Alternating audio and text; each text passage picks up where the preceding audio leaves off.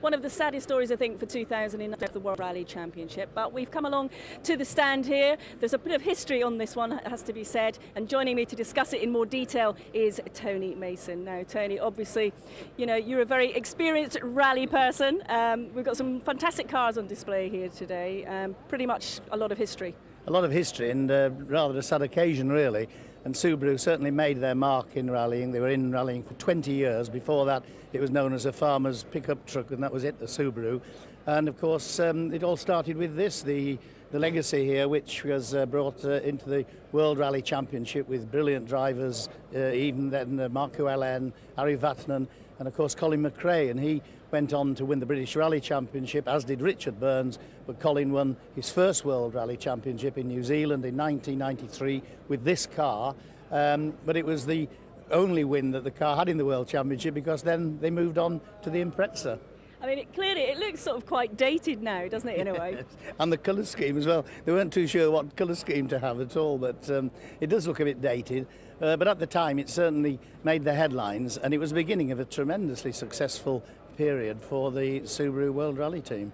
Absolutely, and then of course we move on to a different era, and this is another Colin McRae car here. Well, yes, and of course Colin, absolute legend, who was so popular, the most popular British driver, who went on to win the RAC rally in 1995 with this car in this livery.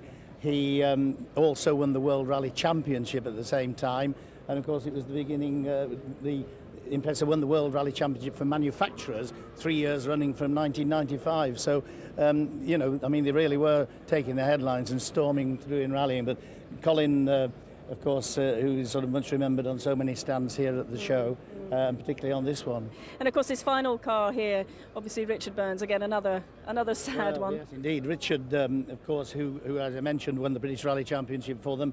Then won the World Rally Championship for Subaru.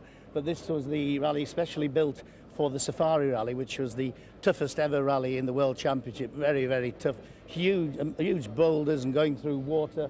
That's why the exhaust has to come out of the special pipe out of the roof there.